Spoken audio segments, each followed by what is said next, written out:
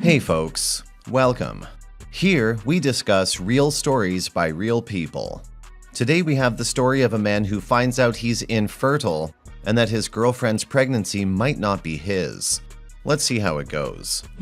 Story 1. My 25 male girlfriend 24 got pregnant 4 months ago, and things have gotten weird between us. Don't get me wrong, as soon as I heard the news, I was expecting our relationship to be different, but this isn't what I thought it would be.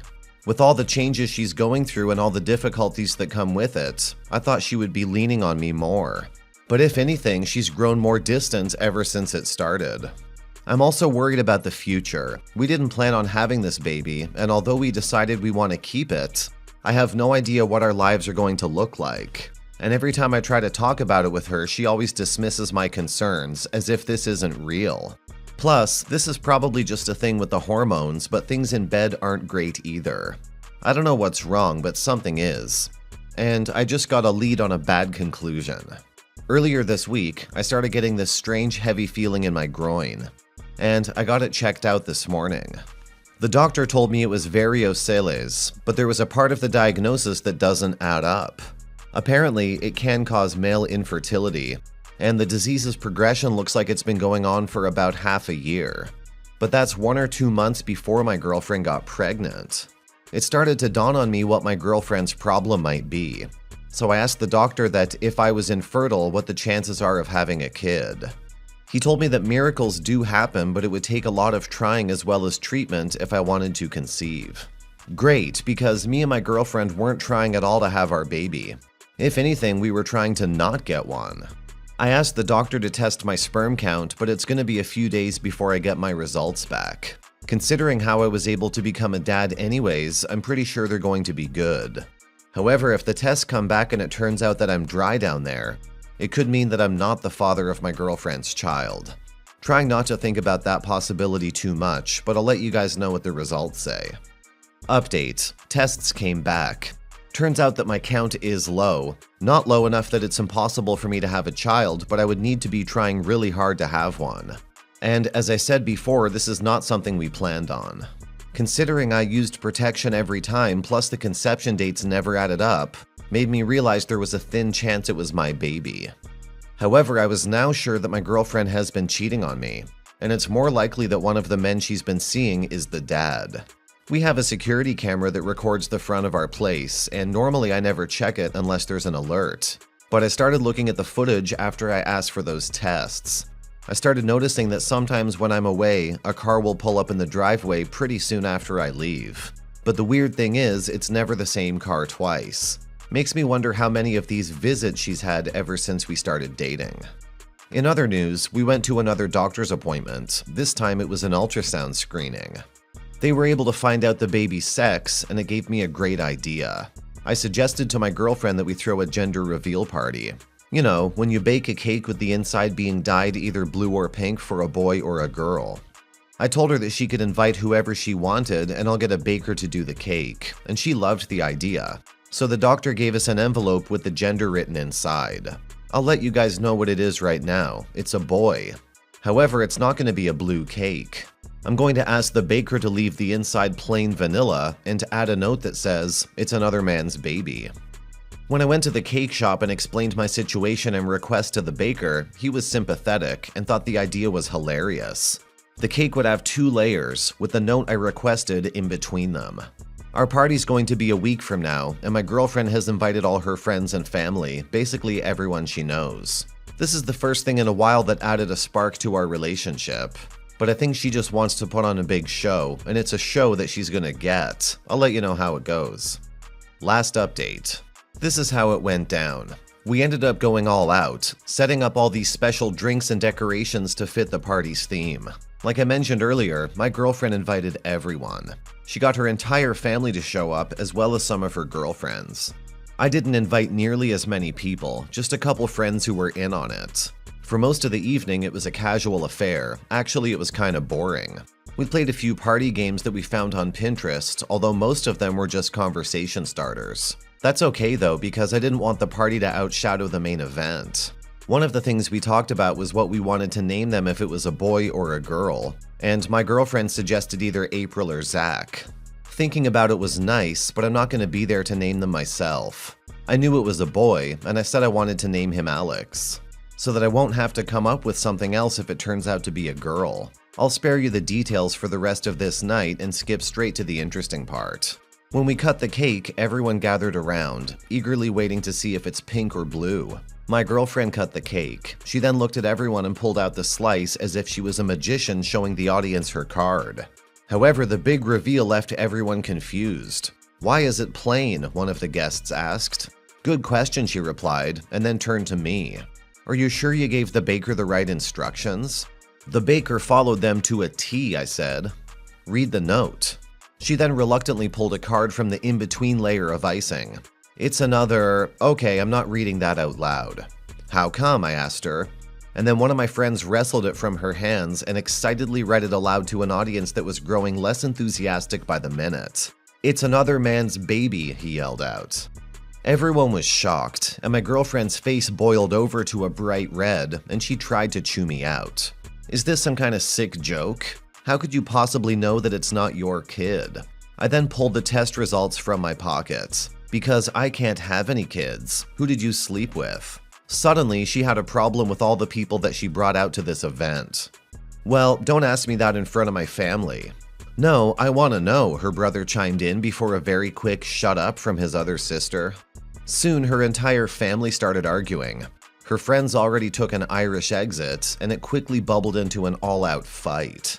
My girlfriend got visibly angrier with every word exchanged, and ended up loudly shouting at them with enough force to shatter their glasses. "All right, everyone, get out now." And they all quickly shuffled out the door. With everyone gone, she stood in place for a few seconds, seething in her rage, and then slapped me hard. "The F is wrong with you?" she asked. "No, what's wrong with you?" "You still haven't answered my question. Who's the father?" I answered. She stuttered for a second, trying to think of what to say. I don't know. You?" "We both know that's not true," I said. "Who?" She deflated before finally answering my question. "Look, I still love you, and this is still our baby. I want to raise it with you. It was just a one-time thing with some guy I met when I was out with the girls." At least she's starting to be a little bit more honest with me. "Do you even remember his name?" I asked her. "No, but I think it's somewhere on my phone." "Hang on, it's got to be one of these numbers." I was taken aback. "How many of these one-time things did you have?" I asked. "Well, I don't know. I wasn't counting," she said. "But those guys are a dime a dozen, and there's only one of you. Please don't leave me." My worst fears have been confirmed. But there's still one more possible saving grace. Tell you what, I'll give you one last chance. We can go get a DNA test. If it turns out that it's my kid, I'll stay. But if it belongs to some guy you barely know, then you better find out who. We went back to the clinic the next day to find out for certain whether or not her baby was mine. The chances were already slim to none. But what's done is done no matter what the results are, but I still wanted to know in case I was abandoning my child. Regardless, I waited with bated breath for days to find out for sure, and it turns out that it was not a match. At this point, I had no reason to stay. She's been lying to me every step of the way, and what was supposed to be our child wasn't even mine. The damage has already been done, so I left her with no regrets. The doctor tells me my condition has an easy fix, so maybe one day I can find someone better and do things the right way. I'd also like to thank everyone who's been following my story since the beginning. Couldn't have done it without y'all. OP, the news of your condition wasn't a good thing, but it came around the right time. Your ex-girlfriend cheated on you with God knows how many men, and when she got pregnant, she decided to drop the baby to you because, well, you would be none the wiser. The fact that she knew the chances of you being the father was very low, and yet she made you believe that she's carrying your child, tells a lot about her. I'm happy for you. A marriage with a woman like that would have ruined you. Your revenge on her was pretty cool. The whole thing went down nicely. It's a good thing your condition has an easy fix. Hopefully your next partner's much better than your last. Good luck, OP. Story 2. To say the least, my wife 29 and I 31 of 7 years had a troubled, painful relationship. To keep things short, my wife had a 2-month-long affair with another man in 2014. We attended marriage counseling for almost 2 years, and since that point, we've been doing really well. I think most people would consider infidelity a deal breaker. But I'm not perfect, people make mistakes, and I wasn't willing to throw away the life we had built together over a temporary setback. As far as I know, she's been completely faithful since. Until yesterday, I just assumed that her affair was a one-off thing and not a pattern of behavior. Until I discovered a treasure trove of chat logs and pictures on an old laptop I was looking to reformat and repurpose.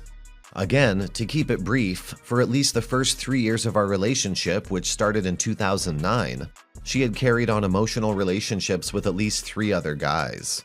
Most of it included sexual flirting, sharing of fantasies, and a lot of webcamming involving taking her clothes off and dancing for these guys. Several of them had commented on outfits they particularly enjoyed, etc. From what I can tell, she only met one of these guys in person, despite repeatedly attempting to meet with all of them. And while the logs show that they only kissed, I'm 90% sure they had sex. The chat log trail dries up around 2011 since the world stopped using AIM, Yahoo Chat, and MSN Messenger, so I don't have any direct evidence. But I have no reason now to doubt that the behavior continued well into 2014 before everything blew up with her affair. On one hand, this all seems like it's in the past, and dredging it up will only be a painful, futile exercise since it can't be undone and it was at least 4 or 5 years ago. On the other hand, I think I have a right to be upset about this. Had I known about this behavior, would I have stuck around after her affair? I honestly feel regret for not leaving her.